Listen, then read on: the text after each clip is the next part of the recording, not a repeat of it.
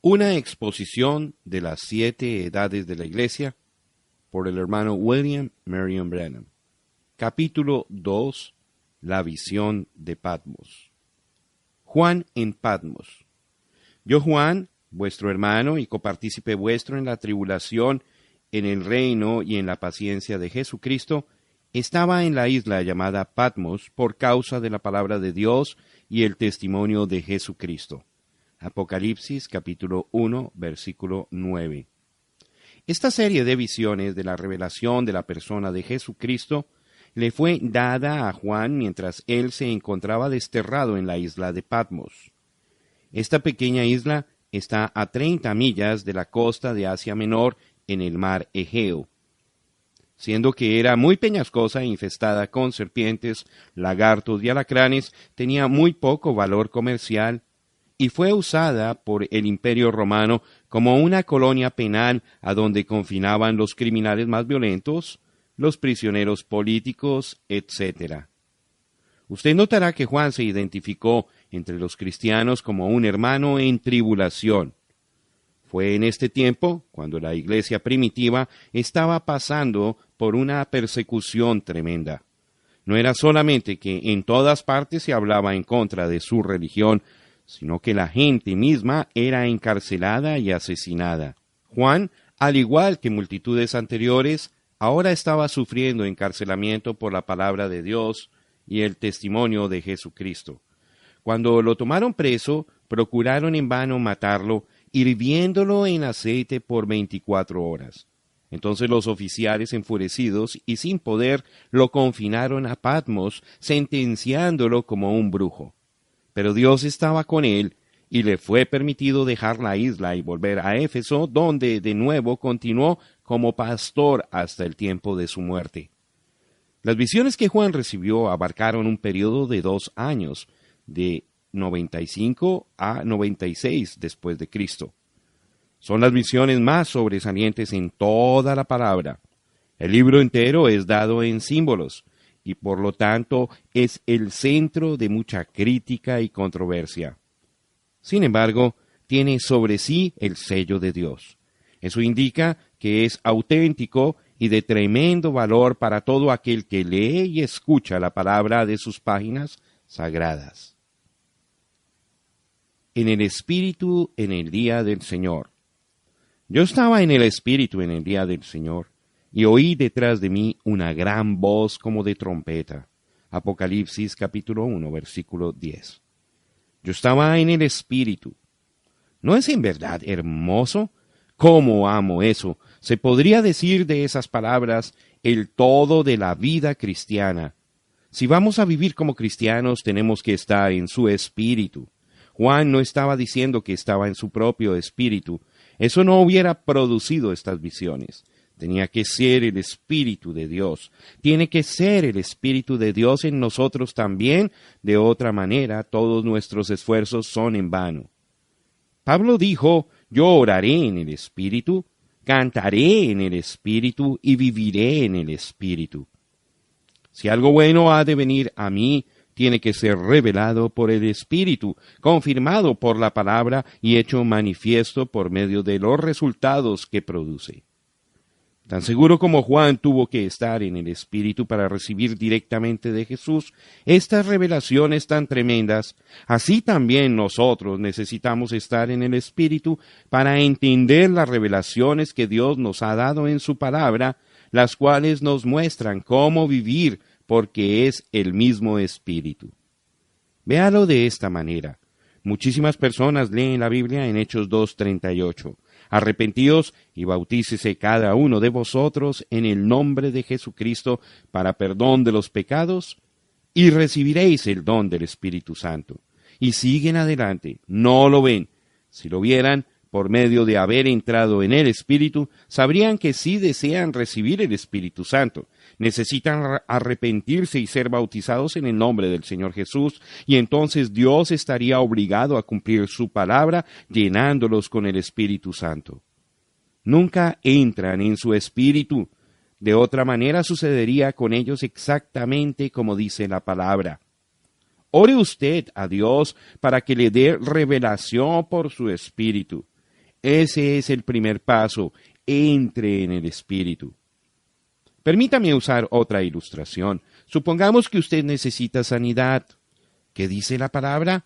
Pues todos lo hemos leído innumerables veces, pero no entramos en el Espíritu cuando lo leíamos.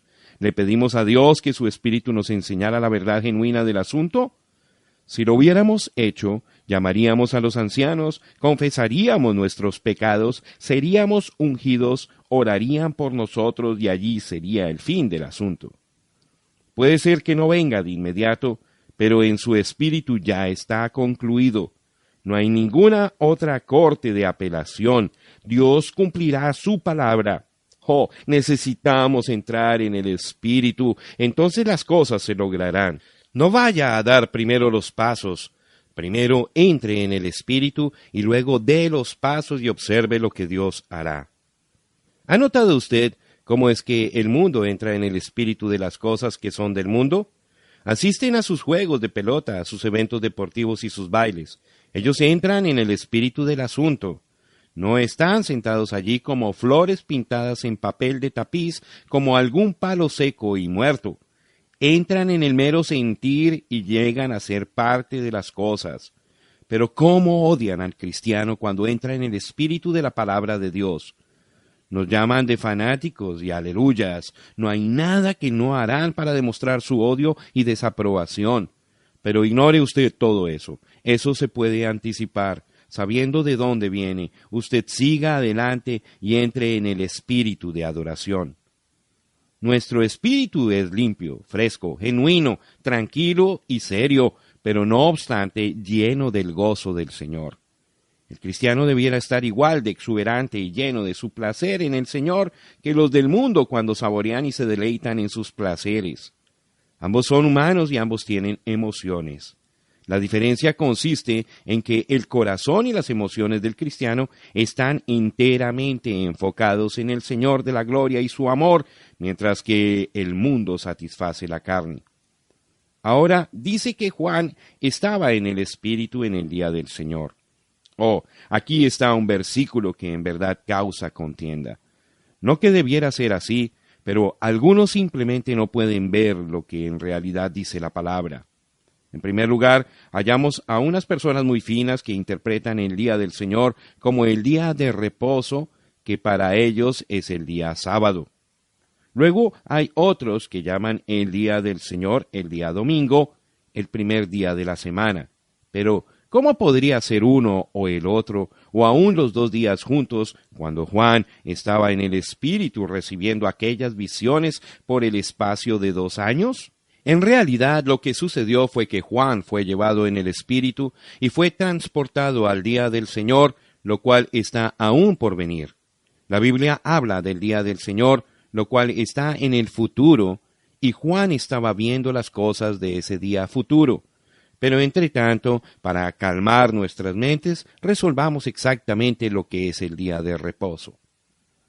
El día de reposo, como lo conocemos en el Nuevo Testamento, no es el guardar determinado día. No tenemos ningún mandamiento para guardar el día sábado como día de reposo, como tampoco tenemos mandamiento para guardar el primer día de la semana, o sea, el día domingo. Aquí está la verdad respecto al día de reposo, lo cual significa descanso. Porque si Josué les hubiera dado el reposo, o día de reposo, no hablaría después de otro día. Por tanto, queda un reposo, el guardar el día de reposo, para el pueblo de Dios, porque el que ha entrado en su reposo también ha reposado de sus obras, como Dios de las suyas. Hebreos capítulo 4, versículos 8 al 10.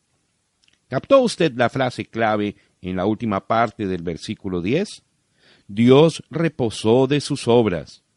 Dios dio al pueblo de Israel el 7º día para su día de reposo, en conmemoración de su propia obra cuando Él creó el mundo y todo lo que contiene, y entonces cesó de crear. Él cesó de sus labores. Él reposó. Estaba muy en orden dar un día de reposo a una gente que estaba toda en un lugar a un mismo tiempo para que pudieran todos guardar un determinado día. Hoy día la mitad del mundo tiene luz, mientras que la otra mitad está en tinieblas, así que eso no funcionaría. Pero eso solamente es un argumento desde el punto de vista natural. Veamos lo que la Biblia nos enseña respecto a este día de reposo. Porque el que ha entrado en su reposo, esto no es solamente entrar, sino permanecer en el reposo. Es un reposo eterno, del cual el séptimo día solo es un tipo. 7 es consumación. 8 es nuevamente el primer día. La resurrección de Jesús ocurrió en el primer día de la semana, concediéndoles la vida eterna y un eterno día de reposo. Entonces podemos ver por qué Dios no nos pudo dar un cierto día de la semana como día de reposo. Hemos entrado y permanecemos en nuestro reposo, lo cual el pueblo de Israel no pudo hacer, teniendo solo una sombra de la verdadera sustancia que nosotros gozamos. ¿Por qué volver a una sombra cuando ahora tenemos la realidad? La manera de recibir este descanso o continuo día de reposo es por la invitación de Jesús. Él dijo, venid a mí, todos los que estáis trabajados y cargados, y yo os haré descansar. Llevad mi yugo sobre vosotros y aprended de mí, y hallaréis descanso, o el guardar el día de reposo, no un cierto día, sino vida eterna, reposo para vuestras almas. Mateo capítulo 11, versículos 28 y 29.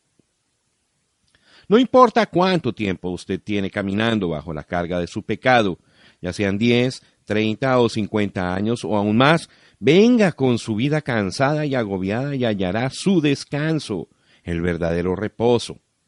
Jesús le dará descanso. Ahora, ¿cuál es exactamente el descanso que Jesús le dará? Porque toda mesa está llena de vómito y suciedad hasta no haber lugar limpio. ¿A quién se enseñará ciencia o a quién se hará entender doctrina? ¿A los destetados? ¿A los arrancados de los pechos? Porque mandamiento tras mandamiento, mandato sobre mandato, renglón tras renglón, línea sobre línea, un poquito allí, otro poquito allá, porque en lengua de tartamudos y en extraña lengua hablará a este pueblo, a los cuales él dijo, este es el reposo, día de reposo, dad reposo al cansado, o bien el guardar su día de reposo, y este es el refrigerio, mas no quisieron oír. Isaías capítulo 28, versículos 8 al 12. Aquí en Isaías está profetizado, y tuvo su cumplimiento como 700 años más tarde, en el día de Pentecostés, cuando fueron todos llenos del Espíritu Santo, exactamente como fue predicho que sucedería. Este es el verdadero día de reposo que fue prometido. Por lo tanto, cuando fueron llenos del Espíritu Santo, cesaron de sus obras mundanas, sus costumbres mundanas y sus caminos errados. El Espíritu Santo tomó cargo de sus vidas. Ellos entraron en un reposo. Allí está el descanso. Allí está el día de reposo. No es un determinado día o un año, sino la eternidad de ser lleno y bendecido en el Espíritu Santo. Es usted cesando y Dios obrando. Es Dios en usted deseando y obrando de su buena voluntad. Permítame hacer hincapié una vez más respecto a los sabatistas que dicen que estamos errados al reunirnos el día domingo, el primer día. Aquí está lo que dijo Justino en el segundo siglo. El día domingo se reúnen todos aquellos que viven en las ciudades y en las aldeas, y se lee una porción de los escritos y las biografías de los apóstoles hasta donde el tiempo permite. Cuando se termina la lectura, el que preside da un primer discurso en el que amonesta y exhorta a que se deben de imitar esas cosas tan nobles. Después nos ponemos todos de pie para orar unánimes. Al terminar la oración, como ya hemos dicho, nos presentan el pan y el vino y se ofrece el agradecimiento y la congregación responde con amén. Luego el pan y el vino se distribuye a cada uno, de lo cual todos participan y los diáconos les llevan a los ausentes. Luego los pudientes y los que tienen el deseo contribuyen voluntariamente y esta colección se entrega al que preside, de donde él ayuda a los huérfanos, las viudas, los prisioneros y los extranjeros con necesidad. Por lo tanto, vemos que aquellos que reclaman que la iglesia primitiva perseveró con la costumbre judaica de congregarse en el último día de la semana están gravemente ignorantes de lo que la historia en realidad tiene registrado y por lo tanto no son dignos de confianza. Oh, que la gente pudiese venir a él y hallar ese descanso. Existe un clamor en todos los corazones por ese descanso, pero la mayoría no conoce la respuesta. Así que tratan de apaciguar ese clamor por medio de un procedimiento religioso de guardar ciertos días y aceptando credos y dogmas denominacionales. Pero al fallar en eso, muchos se van tras la botella, la parranda y todo exceso físico, pensando que a través de los placeres mundanos puede haber alguna clase de satisfacción. Pero en tales cosas no existe el descanso. Fuman y toman píldoras para calmar los nervios, pero no hay descanso en las pociones terrestres. Necesitan a Jesús, necesitan el remedio celestial, el reposo del Espíritu. La mayoría asiste a la iglesia el día domingo. Eso está bien, pero aún allí no tienen la menor idea de cómo llegar ante Dios ni cómo adorarle. Jesús dijo en Juan 4:24 que la adoración verdadera era en espíritu y en verdad. Pero, ¿qué clase de adoración se espera hallar en una iglesia que conoce tan poquito de Dios que ponen a Santa Claus en tiempo de Navidad y conejitos en tiempo de Pascua? ¿De dónde obtuvieron tales cosas? Lo obtuvieron con los paganos y lo fijaron como parte de la doctrina de la iglesia. Pero cuando uno se entrega al Señor y es lleno del Espíritu Santo, entonces deja todo aquello. Él tiene un reposo en su alma. En realidad comienza a vivir y a amar a Dios y a adorarle. Ahora volvamos a nuestra escritura. Sabemos lo que no es el día del Señor. Si no es el sábado ni el domingo, entonces, ¿qué es? Pues podemos decir esto con certeza. Hoy ciertamente no es el día del Señor. Este es el día del hombre. Es la hechura del hombre, el trabajo del hombre, la iglesia del hombre, la idea del hombre respecto a la adoración, todo del hombre por cuanto es el mundo del hombre, cosmos. Pero el día del Señor está por venir. Así es. El caso es que en este tiempo de la revelación de Jesucristo, Juan fue llevado por el Espíritu y transportado por el Espíritu a aquel gran día que está por venir. El día del Señor es cuando los días del hombre han terminado. Los reinos de esta tierra entonces serán los reinos de nuestro Dios. El día del Señor será cuando caigan los juicios y después viene el milenio. Hoy día el mundo hace lo que desea con el cristiano. Le llaman de toda clase de nombres inmundos, burlándose de él. Pero viene aquel día grande y notable cuando lamentarán y sollozarán, porque el Cordero viene en ira para juzgar al mundo. Entonces es cuando los justos tendrán su día con el Señor, porque los malvados quemarán y los justos entrarán al milenio caminando sobre sus cenizas. Hollaréis a los malos, los cuales serán ceniza bajo las plantas de vuestros pies, en el día en que yo actúe, ha dicho Jehová de los ejércitos. Malaquías, capítulo 4, versículo 3. La voz como de trompeta. Y oí detrás de mí una gran voz como de trompeta. Apocalipsis capítulo 1, versículo 10. Juan estaba en el Espíritu, y allí él vio el grande y maravilloso día del Señor Jesús y todo su santo poder. El futuro estaba por desenvolverse porque Dios le iba a instruir. Juan no dijo que era trompeta, sino como trompeta. Ahora, cuando una trompeta es tocada, tiene algo de urgencia en el sonido. Es como el heraldo, el mensajero del rey, que viene ante el pueblo. Él le sopla a la trompeta y es un llamado urgente. La gente se reúne para escuchar. Israel siempre se reunía al sonar la trompeta. Algo importante está a la mano. Escúchenlo. Así que esta voz tenía la misma urgencia como de trompeta. Era clara y fuerte, alarmante y despertadora. Oh, que nosotros pudiésemos oír la voz de Dios en este día como una trompeta, por cuanto es la trompeta del Evangelio resonando la palabra de profecía para alertarnos y prepararnos para lo que está por venir sobre la tierra. El mando a escribir. Que decía: yo soy el Alfa y la Omega, el primero y el último. Escribe en un libro lo que ves y envíalo a las 7 iglesias que están en Asia, a Éfeso, Esmirna, Pérgamo, Tiatira, Sardis, Filadelfia y Laodicea. Apocalipsis capítulo 1, versículo 11.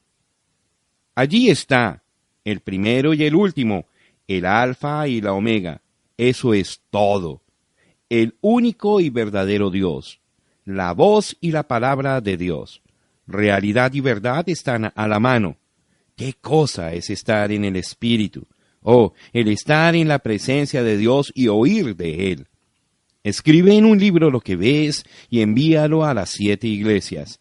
La voz que habló su palabra en el huerto del Edén y sobre el monte del Sinaí, la cual también fue oída en la gloria excelsa del monte de la transfiguración, una vez más estaba sonando, y esta vez a las 7 iglesias, con una completa y final revelación de Jesucristo.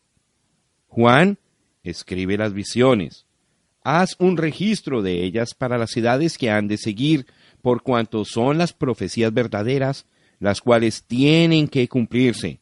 Escríbelas y envíalas, haciéndolas notorias. Juan reconoció esa voz. Si usted es uno de los suyos, usted también reconocerá esa voz.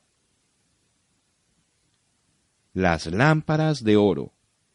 Y me volví para ver la voz que hablaba conmigo, y vuelto vi 7 candeleros de oro. Apocalipsis capítulo 1, versículo 12. Juan no dice que volvió para ver a aquel que hablaba, sino que volvió para ver la voz. ¡Oh, cómo me suena eso! Él volvió para ver la voz. La voz y la persona son la misma. Jesús es la palabra. En el principio era el Verbo, y el Verbo era con Dios, y el Verbo era Dios. Este era en el principio con Dios. Todas las cosas por Él fueron hechas, y sin Él nada de lo que ha sido hecho fue hecho. San Juan capítulo 1, versículos 1 al 3. Si usted en realidad puede llegar a ver la palabra, estará mirando a Jesús. Cuando Juan volvió, él estaba mirando 7 candeleros de oro. En realidad eran lámparas. Y según el versículo 20, son las 7 iglesias. Los 7 candeleros que has visto son las 7 iglesias. No podrían ser candelas o velas para representar las iglesias. Una vela arde por un tiempo y se acaba, muere, allí termina. Pero lámparas poseen una calidad duradera que no se encuentra en las velas. Si usted desea obtener una figura hermosa de la lámpara, lea esto. Volvió el ángel que hablaba conmigo y me despertó como un hombre que es despertado de su sueño, y me dijo, ¿qué ves? Y respondí, he mirado y he aquí un candelabro todo de oro, con un depósito encima, y sus 7 lámparas encima del candelabro, y 7 tubos para las lámparas que están encima de él. Y junto a él 2 olivos, el uno a la derecha del depósito y el otro a la izquierda. Proseguí y hablé, diciendo a aquel ángel que hablaba conmigo, ¿qué es esto, Señor mío? Y el ángel que hablaba conmigo respondió y me dijo, ¿no sabes qué es esto? Y dije, no, Señor mío.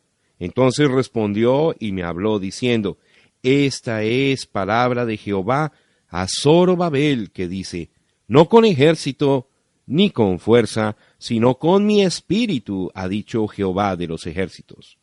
Zacarías capítulo 4, versículos 1 al 6. Aquí está otra lámpara de oro puro. Está ardiendo brillantemente porque tiene suficiente aceite, el cual obtiene de los 2 olivos que están de ambos lados. Los dos árboles representan el Antiguo y el Nuevo Testamento y por supuesto el aceite tipifica el Espíritu Santo, siendo Él solo quien puede dar la luz de Dios al pueblo.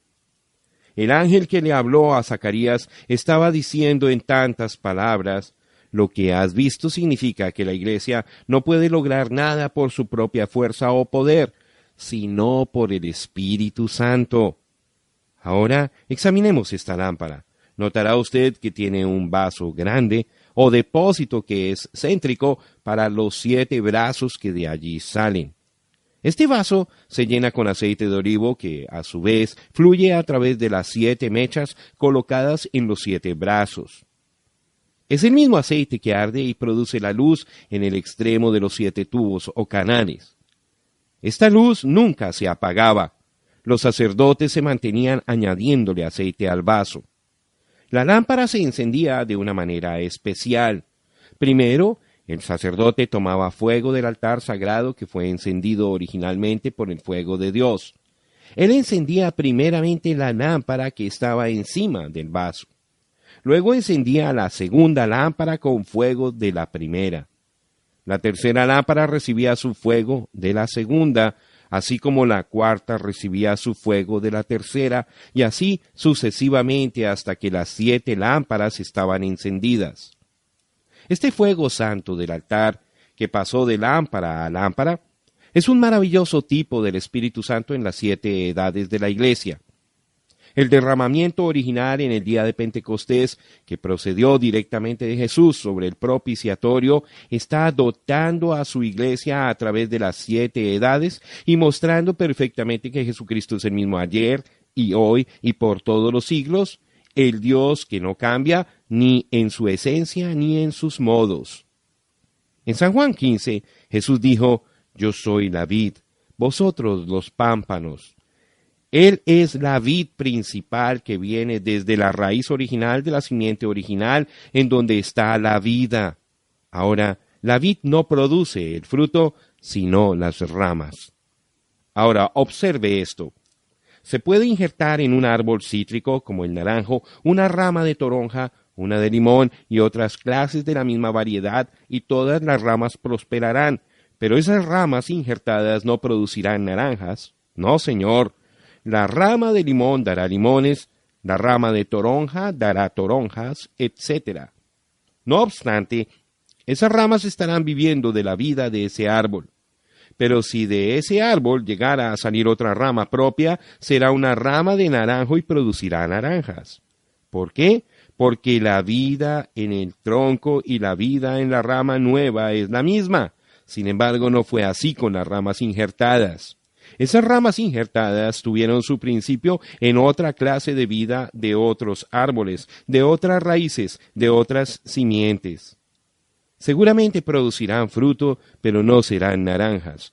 No pueden por cuanto no son los originales. Asimismo es la iglesia. La vid ha sido partida y se han injertado otras ramas.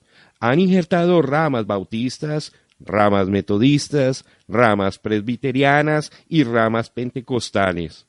Y dichas ramas están produciendo fruto bautista, metodista, presbiteriano y pentecostal, lo cual viene de sus simientes denominacionales. Pero si la vid llegara a producir otra rama propia, será igual a la vid. Será una rama igual a la que fue producida allá en Pentecostés. Tal rama hablará en lenguas, profetizará y tendrá el poder y las señales de Jesucristo resucitado. ¿Por qué? Porque estará prosperando de los recursos naturales de la misma vid. Vea usted, no fue injertada en la vid, nació en la vid. Cuando aquellas otras ramas fueron injertadas, sólo podían producir de su propio fruto porque no habían nacido de esa vid. Ellas no saben nada de la vida original ni del fruto original. No pueden saber por cuanto no nacieron allí. Pero si de allí hubieran nacido la misma vida que estaba en el tronco original, Jesús hubiera pasado por ellas y por medio de ellas se hubiera manifestado. De cierto os digo, El que en mí cree las obras que yo hago, él las hará también, y aún mayores hará, porque yo voy al Padre. San Juan capítulo 14, versículo 12. Denominaciones que son dirigidas por el hombre no pueden haber nacido de Dios, por cuanto es el Espíritu que da la vida y no el hombre. Cuán admirable es pensar en las 7 lámparas obteniendo vida y luz de los recursos de aquel vaso principal, porque tenían sus mechas sumergidas allí. Aquí está representado cada mensajero de las edades de la Iglesia.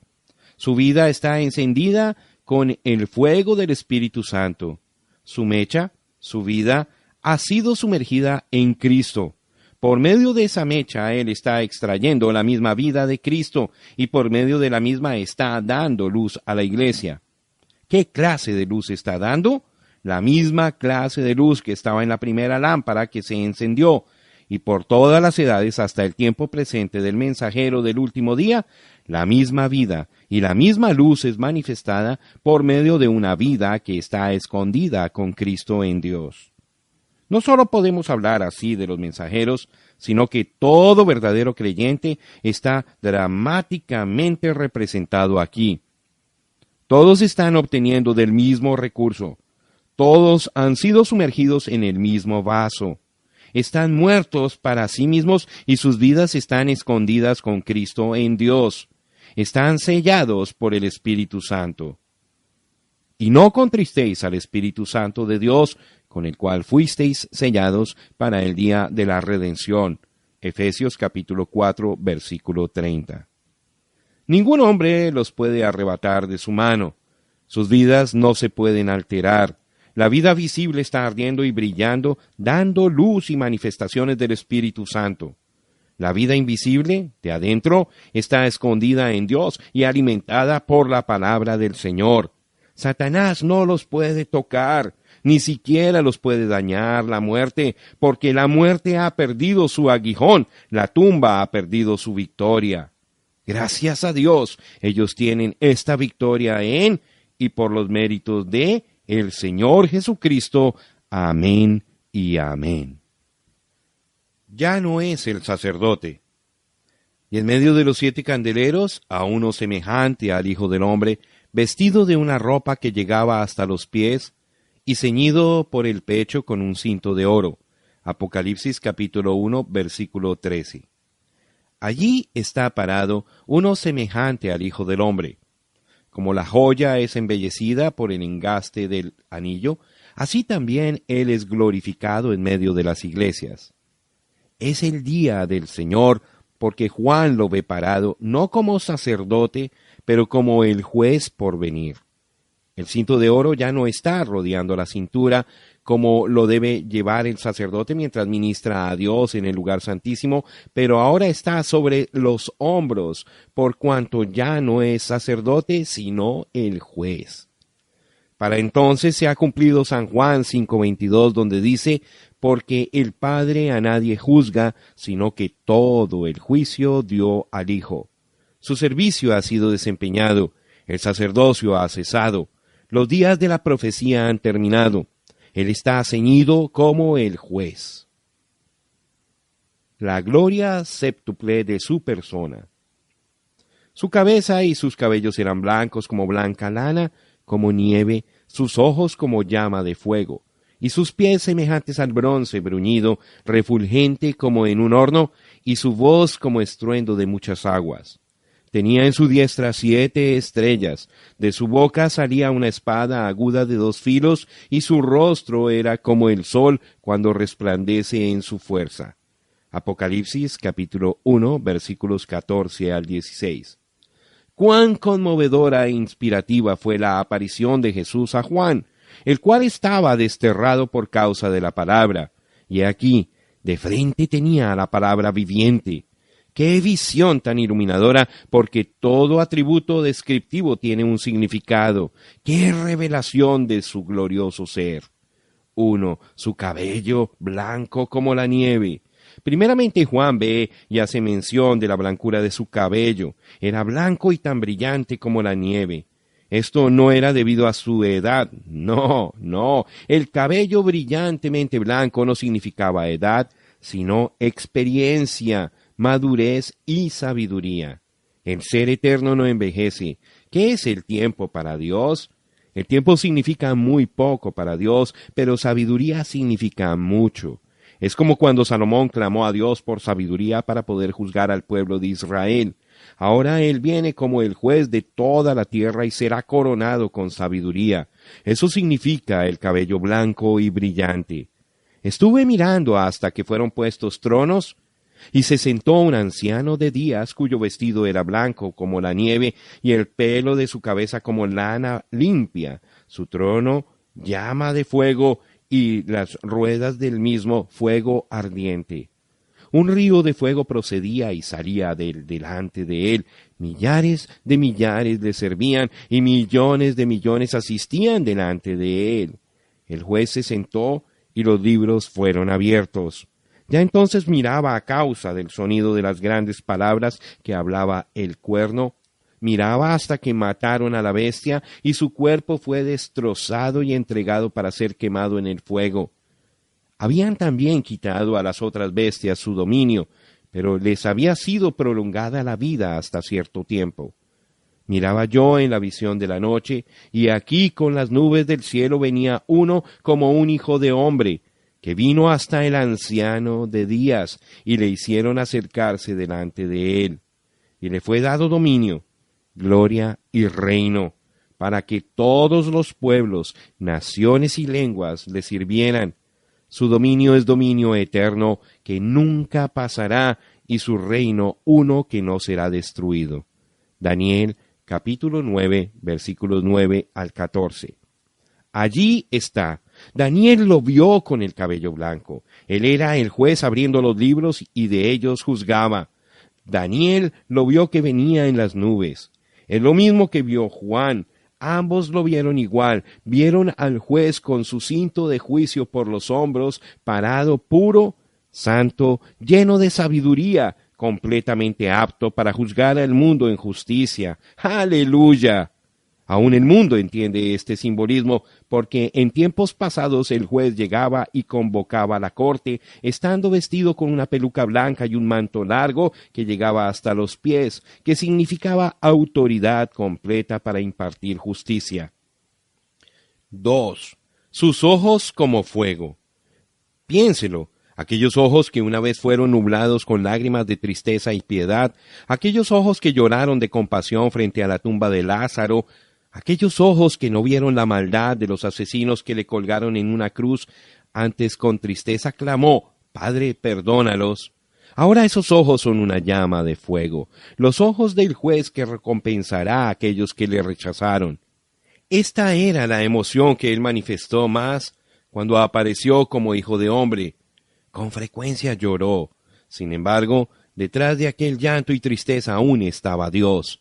Esos mismos ojos vieron visiones, miraron hasta lo profundo de los corazones de los hombres y conocieron sus pensamientos y todos sus diversos caminos. Era Dios quien ardía a través de esos ojos mortales y clamó a aquellos que no le reconocieron. Porque si no creéis que yo soy, en vuestros pecados moriréis. San Juan capítulo 8, versículo 24. Si no hago las obras de mi Padre, no me creáis. Mas si las hago, las obras de mi Padre, aunque no me creáis a mí, creed a las obras, para que conozcáis y creáis que el Padre está en mí y yo en el Padre. San Juan capítulo 10, versículos 37 y 38. Así como Jeremías de la antigüedad, él era el profeta de lágrimas porque los hombres no recibieron la palabra de Dios y pusieron a un lado la revelación. Esos ojos ardientes y llameantes del juez están grabando las vidas de toda carne aún ahora mismo, recorriendo toda la tierra y no hay nada que él no sabe. Él conoce los deseos del corazón y lo que cada uno piensa hacer. No hay nada que no será revelado, porque todas las cosas están desnudas ante los ojos de aquel a quien tenemos que dar cuenta. Piénselo, él aún conoce lo que usted está pensando ahora mismo. Sí, allí está parado como juez con ojos como llama para pronunciar juicio. El día de misericordia ha cesado. Oh, que los hombres se arrepienten y busquen su presencia en justicia mientras aún hay tiempo, que pudieran hacer de su seno su almohada mientras el mundo se deshace en fuego. 3. Los pies de bronce, y sus pies semejantes al bronce bruñido, refulgente como en un horno. El bronce se conoce por su dureza. No se conoce alguna cosa que se puede mezclar con el bronce para templarlo, pero este bronce que describe sus pies es aún más sobresaliente porque ha resistido la prueba del horno ardiente, lo cual ningún otro ha resistido. Y así es, por cuanto el bronce significa juicio divino, un juicio que Dios determinó y trajo a cumplimiento. Y como Moisés levantó la serpiente en el desierto, así es necesario que el Hijo del Hombre sea levantado para que todo aquel que en él cree no se pierda, mas tenga vida eterna. Porque de tal manera amó Dios al mundo, que ha dado a su Hijo unigénito, para que todo aquel que en él cree no se pierda, mas tenga vida eterna. Porque no envió Dios a su Hijo al mundo para condenar al mundo, sino para que el mundo sea salvo por él. El que en él cree no es condenado, pero el que no cree ya ha sido condenado porque no ha creído en el nombre del unigénito Hijo de Dios. Y esta es la condenación, que la luz vino al mundo, y los hombres amaron más las tinieblas que la luz, porque sus obras eran malas. San Juan capítulo 3, versículos 14 al 19. Y Jehová dijo a Moisés: Hazte una serpiente ardiente, y ponla sobre una asta, y cualquiera que fuere mordido y mirare a ella, vivirá. Y Moisés hizo una serpiente de bronce, y la puso sobre una asta, y cuando alguna serpiente mordía a alguno, miraba a la serpiente de bronce, y vivía. Números capítulo 21, versículos 8 y 9. Israel había pecado, y el pecado tenía que ser juzgado. Por lo tanto, Dios mandó a Moisés que colocara una serpiente de bronce sobre una asta, y todo aquel que la mirare fue salvo de la pena de su pecado. La serpiente ardiente en el asta simbolizaba el pecado desde el huerto del Edén, en donde la serpiente engañó a Eva y la hizo pecar. El bronce habla de juicio, como es evidente en el altar ardiente, donde el sacrificio fue ofrecido sobre el altar por la pena del pecado. Cuando Dios juzgó a Israel por sus pecados en los días de Elías, Él detuvo la lluvia y los cielos ardientes eran como bronce. Ahora, en esta ilustración vemos que la serpiente sobre el asta representa pecado ya juzgado por haber sido de bronce, mostrando que el juicio divino ya había sido decretado sobre el pecado. Entonces, quien sea que mirare a la serpiente sobre el asta, aceptando el significado, fue sanado, por cuanto esta era la obra o salvación del Señor. La serpiente sobre el asta es un tipo de lo que Jesús vino al mundo para lograr. Él fue hecho carne para poder llevar sobre sí mismo los juicios de Dios respecto al pecado. El fundamento del altar de sacrificio era de bronce sólido, tipificando el cordero inmolado desde antes de la fundación del mundo. Juicio ya había sido decretado sobre él cuando aún no había pecadores. La salvación, siendo eternamente del Señor, él pisó sobre el lagar del vino de la ira de Dios. Su vestimenta fue teñida de color carmesí con su propia sangre. Su porción fue el horno ardiente del justo juicio y la ira de Dios. Él sufrió el justo por los injustos. Tú eres digno, oh Cordero de Dios, porque nos has redimido por tu propia sangre. Mas el herido fue por nuestras rebeliones, molido por nuestros pecados, el castigo de nuestra paz fue sobre él, y por su llaga fuimos nosotros curados. Mas Jehová cargó en él el pecado de todos nosotros. Isaías capítulo 53, versículos 5 y 6. Él sufrió como ningún hombre jamás ha sufrido. Aún antes de la cruz, él había derramado en el sudor grandes gotas de sangre, anticipando la intensa agonía que estaba por delante, hasta la sangre se le estaba separando en las venas. Y estando en agonía, oraba más intensamente, y era su sudor como grandes gotas de sangre que caían hasta la tierra. Lucas capítulo 22, versículo 44. Pero algún día esos pies de bronce pisarán esta tierra, y entonces Él será el juez de toda la tierra y juzgará a la humanidad con rectitud y perfección, y no habrá manera de evadir ese juicio. No habrá manera de cambiar o de templar ese juicio. Entonces el que es injusto sea injusto todavía, y el que es inmundo sea inmundo todavía. El ser inmutable no cambiará entonces, porque nunca lo ha hecho y nunca lo hará. Esos pies de bronce destruirán al enemigo, destruirán al anticristo, a la bestia, la imagen y todo lo que es vil ante su vista. Él destruirá los sistemas eclesiásticos que han tomado su nombre solo para corromper su brillantez y los abrumará juntamente con el anticristo. Allí estarán todos los malvados, los ateos, los agnósticos, los modernistas, los liberales, como también la muerte, el infierno y la tumba. Así será, porque cuando Él viene, entonces los libros serán abiertos. Entonces es cuando aparecerán hasta las vírgenes fatuas y la iglesia tibia. Él separará a las cabras de las ovejas. Cuando Él viene se apoderará del reino porque es suyo, y juntamente con Él vendrán los miles de 10,000, su novia, los cuales vienen para ministrarle. ¡Gloria! ¡Oh, es ahora o nunca! Arrepiéntanse antes de que sea demasiado tarde. Despierten de entre los muertos y busquen a Dios para que se les llene de su espíritu, porque de otra manera perderán la vida eterna. Háganlo ahora mientras hay tiempo. 4. Su voz era como estruendo de muchas aguas. ¿Qué representan las aguas? Me dijo también, las aguas que has visto donde la ramera se sienta son pueblos, muchedumbres, naciones y lenguas. Apocalipsis capítulo 17, versículo 15. Su voz era como el sonido de multitudes hablando. ¿Qué es? Es el juicio, porque estas son las voces de las multitudes de testigos, quienes por medio del Espíritu Santo en todas las edades han testificado de Cristo y han predicado su evangelio. Será la voz de todo hombre siendo elevado en juicio contra el pecador que no quiso recibir el aviso. Las voces de los 7 mensajeros se oirán fuertes y claras.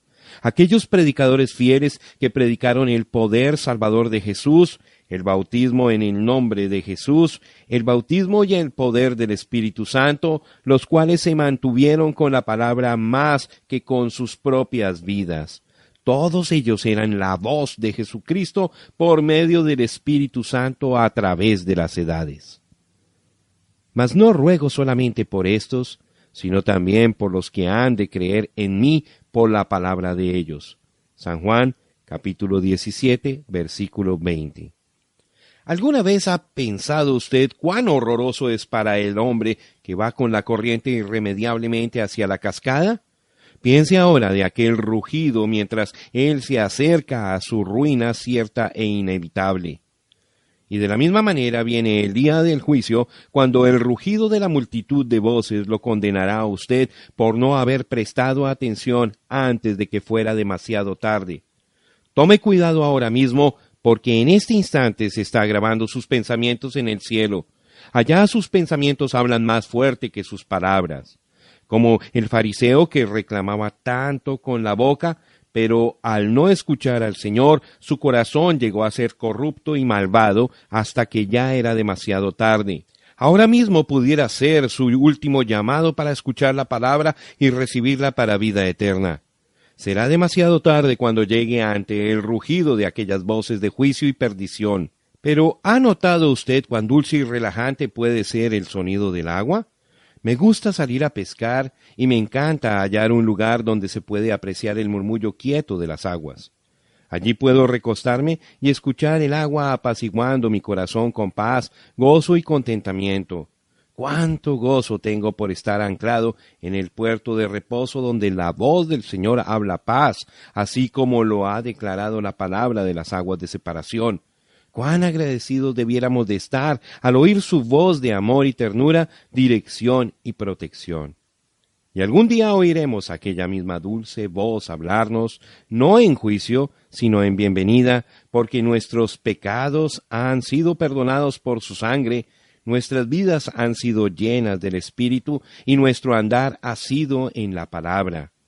¿Qué podría ser más precioso que oír las multitudes de voces de bienvenida y estar rodeado por las multitudes que han creído para vida eterna? Oh, no hay nada como eso. Mi oración es que usted oiga su voz y que no vaya a endurecer su corazón, sino que lo reciba como su Rey. Oh, si usted solamente lo viera. Fueron las aguas que destruyeron al mundo, pero fueron las mismas aguas que salvaron a Noé y que también salvaron a la tierra entera para Noé. Escuche su voz, la voz de sus siervos, mientras esa voz llama a arrepentimiento y vida. 5. En su diestra había 7 estrellas. Tenía en su diestra 7 estrellas. Desde luego, ya sabemos según el versículo 20 que son las 7 estrellas. El misterio de las 7 estrellas son los ángeles, mensajeros de las 7 iglesias. Ahora, de ninguna manera pudiéramos errar en esto porque Él mismo nos lo interpreta. Estas 7 estrellas son los mensajeros a las 7 edades sucesivas de la iglesia. No son llamados por sus nombres, solamente están mostrados como 7, uno para cada edad. Desde la edad de Éfeso hasta esta edad de la Odisea, cada mensajero trajo el mensaje de verdad al pueblo, nunca fallando en vigilar que fuera la palabra de Dios para dicha edad de la iglesia en particular. Cada uno se mantuvo fiel. Fueron firmes en su lealtad hacia la luz original. A medida que cada edad se separó de Dios, su mensajero fiel tornó esa edad hacia la palabra. Sus fuerzas venían del Señor, de otra manera ellos nunca hubieran podido rendir la marea. Estaban seguros en su cuidado, porque nada podía sacarlos de su mano, ni tampoco había nada que pudiera separarlos del amor de Dios, ya fuera enfermedad, peligro, desnudez, hambre, cuchillo, vida o muerte. Ellos estaban verdaderamente rendidos a Él y guardados por su omnipotencia. No tenían temor de la persecución que les esperaba en el camino. Dolor y burla solamente eran motivos para dar gloria a Dios de que fueran contados dignos de sufrir por Él.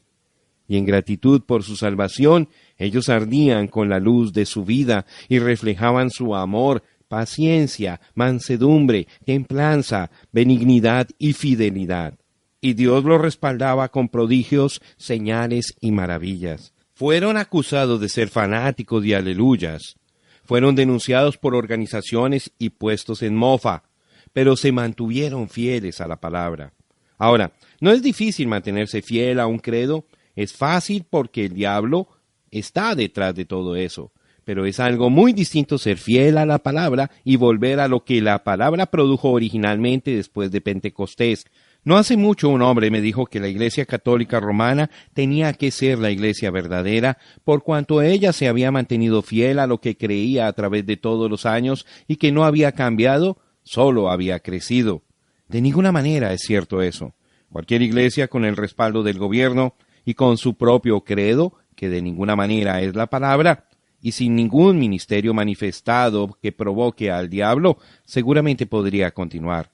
Eso no es criterio aceptable, pero cuando uno piensa en aquel grupo pequeño cuyos miembros fueron aserrados, entregados a los leones, perseguidos y expulsados para allá y para acá, y sin embargo se mantuvieron fieles a la palabra, ahora, eso definitivamente tendría que ser Dios. ¿Cómo es que sobrevivieron la batalla de la fe y aún perseveraron? Ese es el milagro. Y este consuelo no es únicamente para los mensajeros de las 7 edades de la iglesia.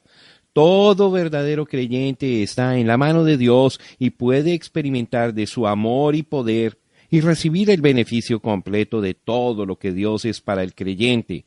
Lo que Dios le da al mensajero y cómo lo bendice y lo usa es un ejemplo para todo creyente de su bondad y cuidado para con todos los miembros de su cuerpo. Amén. 6. La espada de 2 filos. De su boca salía una espada aguda de 2 filos. Apocalipsis capítulo 1, versículo 16. Porque la palabra de Dios es viva y eficaz, y más cortante que toda espada de dos filos, y penetra hasta partir el alma y el espíritu, las coyunturas y los tuétanos, y discierne los pensamientos y las intenciones del corazón. Hebreos capítulo 4, versículo 12. De su boca salía una espada de dos filos, la cual es la palabra de Dios. Entonces vi el cielo abierto, y aquí un caballo blanco, y el que lo montaba se llamaba Fiel y Verdadero, y con justicia juzga y pelea. Sus ojos eran como llama de fuego, y había en su cabeza muchas diademas, y tenía un nombre escrito que ninguno conocía sino él mismo. Estaba vestido de una ropa teñida en sangre, y su nombre es el Verbo de Dios. Y los ejércitos celestiales, vestidos de lino finísimo, blanco y limpio, le seguían en caballos blancos. De su boca sale una espada aguda para herir con ella a las naciones, y él las regirá con vara de hierro, y él pisa el lagar del vino del furor y de la ira del Dios Todopoderoso. Y en su vestidura y en su muslo tiene escrito este nombre: Rey de Reyes y Señor de Señores. Apocalipsis capítulo 19, versículos 11 al 16. Le dijo Natanael: ¿De dónde me conoces? Respondió Jesús y le dijo: Antes que Felipe te llamara, cuando estabas debajo de la higuera, te vi. San Juan capítulo 1, versículo 48. Allí está, cuando Él venga, aquella palabra vendrá en contra de toda nación y todo hombre. Ninguno podrá pararse en contra de ella. Revelará lo que hay en cada corazón, así como hizo con Natanael. La palabra de Dios mostrará quién hizo la voluntad de Dios y quién no. Dará a conocer las obras secretas de cada hombre y por qué las hizo, separará. Y piensas esto, hombre, tú que juzgas a los que tal hacen y haces lo mismo, que tú escaparás del juicio de Dios. Romanos capítulo 2, versículo 3. Entonces sigue relatando en los versículos 5 al 7 cómo es que Dios va a juzgar a los hombres. El corazón duro e impenitente será juzgado. Las obras serán juzgadas. Los motivos serán juzgados. No habrá acepción de personas ante Dios, pero todos serán juzgados por esa palabra. Nadie se escapará. Aquellos que oyeron y no quisieron poner atención serán juzgados por lo que oyeron. Aquellos que confiaron y dijeron que la creían, pero no la vivieron, también serán juzgados. Todo secreto saldrá a la luz y será publicado desde los terrados. Oh, entonces sí entenderemos la historia. De todas las edades no quedará ni un solo misterio. Pero, ¿sabe usted que Él está revelando los secretos de los corazones de los hombres y de las mujeres en esta edad en la que estamos viviendo? ¿Quién, aparte de la palabra, podría revelar los secretos de los corazones? Porque la palabra de Dios es viva y eficaz, y más cortante que toda espada de dos filos, y penetra hasta partir el alma y el espíritu, las coyunturas y los tuétanos, y discierne los pensamientos y las intenciones del corazón. Hebreos capítulo 4, versículo 12. Es la palabra. Está obrando para lo que fue enviada, porque ella, la palabra, está llena de poder. Es el mismo espíritu que estaba en Jesús, la palabra, lo cual está de nuevo presente en la iglesia en esta última edad como una señal final, procurando desviar a la gente del camino que conduce al juicio, porque todo aquel que lo rechaza a Él, la palabra, ya ha entrado en el juicio, habiéndole crucificado nuevamente. Y recayeron, sean otra vez renovados para arrepentimiento, crucificando de nuevo para sí mismo al Hijo de Dios y exponiéndole a vituperio. Hebreos 6, verso 6. Ahora, Pablo dijo que la palabra vino tanto en voz como también en poder. La palabra siendo predicada, en realidad se demostró a sí misma. Como una espada llameante y aguda fue a las conciencias de los hombres, y como cuchillo de cirujano quitó las enfermedades y libertó a los cautivos. Por donde quiera que fueron aquellos creyentes primitivos, salieron predicando el Evangelio, la palabra, y Dios confirmó aquella palabra con las señales que seguían. Los enfermos fueron sanados, demonios fueron echados fuera, y hablaron en nuevas lenguas. Esa era la palabra en acción. Esa palabra nunca ha fallado en la boca de cristianos que creen, y en esta última edad está presente en una forma más grande y más fuerte que nunca en la verdadera novia de la palabra. Oh, manada pequeña, ustedes que forman la minoría, manténganse con la palabra, llenen sus bocas y sus corazones de ella, y algún día Dios les dará el reino. 7. Su rostro como el sol. Y su rostro era como el sol cuando resplandece en su fuerza. Apocalipsis capítulo 1, versículo 16.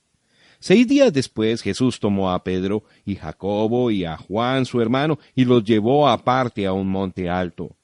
Y se transfiguró delante de ellos, y resplandeció su rostro como el sol, y sus vestidos se hicieron blancos como la luz. Y aquí les aparecieron Moisés y Elías hablando con él. Entonces Pedro dijo a Jesús: Señor, bueno es para nosotros que estemos aquí. Si quieres, hagamos aquí 3 enramadas, una para ti, otra para Moisés y otra para Elías. Mientras él aún hablaba, una nube de luz los cubrió, y aquí una voz desde la nube que decía: Este es mi Hijo amado, en quien tengo complacencia, a él oíd. Al oír esto, los discípulos se postraron sobre sus rostros y tuvieron gran temor. Entonces Jesús se acercó y los tocó y dijo: Levantaos y no temáis. Y alzando ellos los ojos, a nadie vieron sino a Jesús solo. Y cuando descendieron del monte, Jesús les mandó, diciendo: No digáis a nadie la visión hasta que el Hijo del Hombre resucite de los muertos. Entonces sus discípulos le preguntaron, diciendo: ¿Por qué pues dicen los escribas que es necesario que Elías venga primero? Respondiendo Jesús les dijo: A la verdad, Elías viene primero y restaurará todas las cosas. Mas os digo que Elías ya vino, y no le conocieron, sino que hicieron con él todo lo que quisieron. Así también el Hijo del Hombre padecerá de ellos.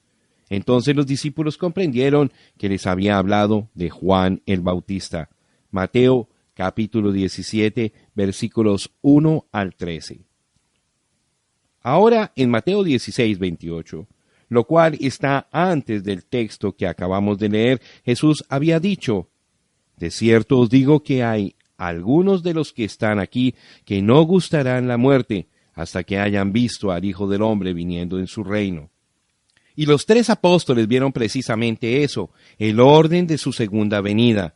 Lo vieron transfigurado allí sobre el monte. Su vestidura era resplandeciente, blanca, y su rostro brillaba como el sol en su cenit. Y allí junto a él aparecieron Moisés y Elías. Precisamente de esa manera es que él viene otra vez. A la verdad, Elías viene primero y hará volver el corazón de los hijos, la novia, hacia la doctrina apostólica de la palabra de los padres. Y aquí yo os envío el profeta Elías antes que venga el día de Jehová grande y terrible. Él hará volver el corazón de los padres hacia los hijos, y el corazón de los hijos hacia los padres, no sea que yo venga y hiera la tierra con maldición. Malaquías capítulo 4, versículos 5 y 6. Israel ya es una nación. Ella ahora está establecida con sus ejércitos, su marina, sistema postal, bandera y todo lo que tiene que ver con una nación. Pero aún está por cumplirse la escritura que dice en Isaías 66, 8, ¿nacerá una nación de una vez?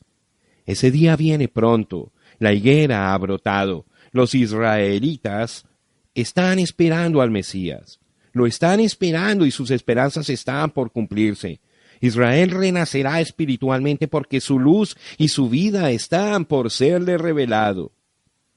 La ciudad no tiene necesidad de sol ni de luna que brille en ella, porque la gloria de Dios la ilumina y el Cordero es su lumbrera.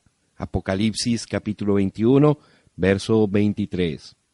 Esta es la nueva Jerusalén. El Cordero estará en esa ciudad, y por causa de su presencia no habrá necesidad de luz. Allí no saldrá ni se pondrá el sol, porque Él mismo es el sol y la luz. Las naciones que entran allí caminarán en su luz. ¿No está usted contento de que aquel día está sobre nosotros? Juan vio ese día que venía. Así sea, Señor Jesús, ven presto. Porque he aquí viene el día ardiente como un horno, y todos los soberbios y todos los que hacen maldad serán estopa. Aquel día que vendrá los abrazará, ha dicho Jehová de los ejércitos, y no les dejará ni raíz ni rama. Mas a vosotros, los que teméis mi nombre, nacerá el sol de justicia, y en sus alas traerá salvación, y saldréis y saltaréis como becerros de la manada. Hollaréis a los malos, los cuales serán ceniza bajo las plantas de vuestros pies, en el día en que yo actúe, ha dicho Jehová de los ejércitos. Malaquías, capítulo 4, versículos 1 al 3. Allí está nuevamente, el sol brillando en toda su fuerza. Oh, la fuerza del Hijo de Dios brillando en medio de los 7 candeleros de oro. Allí está parado Él, el juez, aquel que sufrió y murió por nosotros. Él tomó sobre sí mismo la ira de la justicia divina. Él solo pisó el lagar del vino del furor de la ira de Dios. Como ya hemos dicho, para el pecador su voz es como el rugido de la cascada o como el mar furioso golpeando la costa peñascosa con golpes de muerte. Pero para el santo su voz es como el dulce murmullo de un arroyo mientras uno reposa satisfecho con Cristo, brillando sobre nosotros con sus rayos cálidos de amor. Nos dice: no temáis, yo soy el que era, el que es y el que ha de venir. Yo soy el Todopoderoso. Aparte de mí no hay otro. Yo soy el Alfa y la Omega, el Todo. Él es el lirio de los valles, la estrella resplandeciente de la mañana. Para mi alma, Él es más hermoso entre 10,000. Sí, aquel gran día está por manifestarse, y el sol de justicia nacerá, y en sus alas traerá salvación. El Cristo victorioso. Cuando le vi, caí como muerto a sus pies, y él puso su diestra sobre mí, diciéndome: no temas, yo soy el primero y el último, y el que vivo y estuve muerto, mas he aquí que vivo por los siglos de los siglos. Amén. Y tengo las llaves de la muerte y del Hades. Apocalipsis capítulo 1, versículos 17 y 18. Ningún ser humano podría aguantar el efecto completo de aquella visión. Con sus fuerzas totalmente agotadas, Juan cayó a sus pies como muerto, pero la mano amorosa del Señor le tocó y en voz de bendición le dijo: no temas, no tengas miedo, yo soy el primero y el último, soy el que vive y estaba muerto, y he aquí vivo para siempre jamás. ¿Qué hay que temer? El juicio que cayó sobre él en la cruz, en la tumba, y cuando descendió, todo fue por nosotros. Él absorbió completamente la desgracia de la herida del pecado, y ahora ninguna condenación hay para los que están en Cristo Jesús. Vea usted como cosa cierta que nuestro abogado a la vez es nuestro juez. Él es abogado y juez. Como juez, el caso está arreglado, queda concluido. Ahora pues, no hay condenación. ¿Por qué debiera temer la Iglesia? ¿Cuál promesa ha dejado Él de manifestar ante nosotros? ¿Por qué debiera temer castigo o muerte?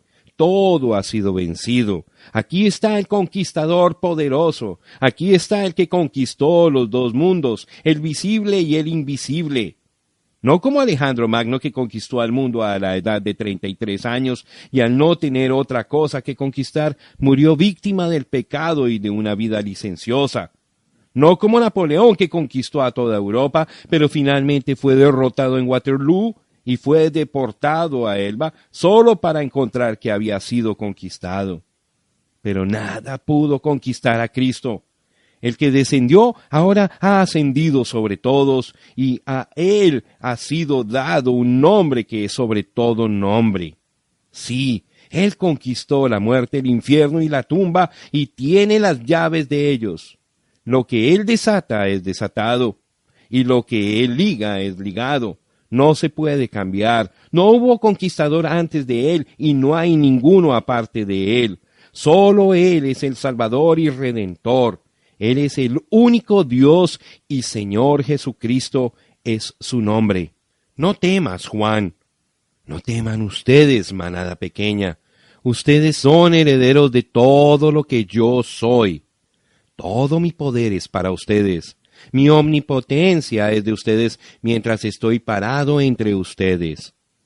No he venido para traer temor y derrotas, sino amor, valor y habilidad. Todo poder me ha sido dado y está a la disposición de ustedes. Hablen la palabra y yo la pondré por obra. Ese es mi pacto y nunca podrá fallar. Las 7 estrellas y los 7 candeleros. El misterio de las 7 estrellas que has visto en mi diestra y de los 7 candeleros de oro. Las 7 estrellas son los ángeles, mensajeros de las 7 iglesias, y los 7 candeleros que has visto son las 7 iglesias. Apocalipsis, capítulo 1, verso 20. Ya hemos descubierto la verdad de estos 2 misterios. Es cierto que no hemos revelado quiénes son estos 7 mensajeros, pero con la ayuda de Dios lo haremos y ese misterio quedará resuelto. Conocemos las 7 edades, están registradas en la palabra, y trataremos con cada una hasta llegar a esta última edad en que vivimos. Pero dando una mirada final a este capítulo, veámoslo a él allí en medio de los candeleros de oro con las 7 estrellas en su diestra. Oh, casi lo deja a uno sin aliento al verlo allí en su deidad suprema.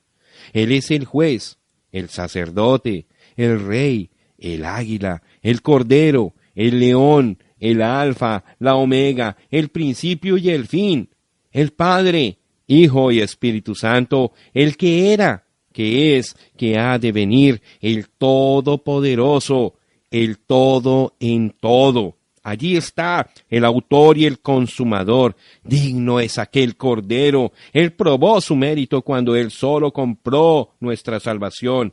Ahora se encuentra en todo su poder y en toda su gloria, con todas las cosas entregadas a él como juez. Sí, allí está parado entre los candeleros, con las estrellas en su diestra. Es de noche porque entonces es cuando usamos lámparas para alumbrar. Y entonces es cuando se ven las estrellas brillando y reflejando la luz del sol. Y está oscuro. La iglesia camina por fe en la oscuridad. Su Señor partió de este mundo, pero el Espíritu Santo aún brilla a través de la iglesia, dando luz a este mundo corrupto por el pecado. Y aquellas estrellas también reflejan su luz. La única luz que tienen es su luz. ¡Cuán oscuro está! ¡Cuánto frío hace espiritualmente! Sin embargo, cuando Él llega a la escena, entonces hay luz y calor, y la iglesia recibe poder, y por medio de Él, ella hace las obras que Él hizo. Oh, que pudiéramos verlo como lo vio Juan.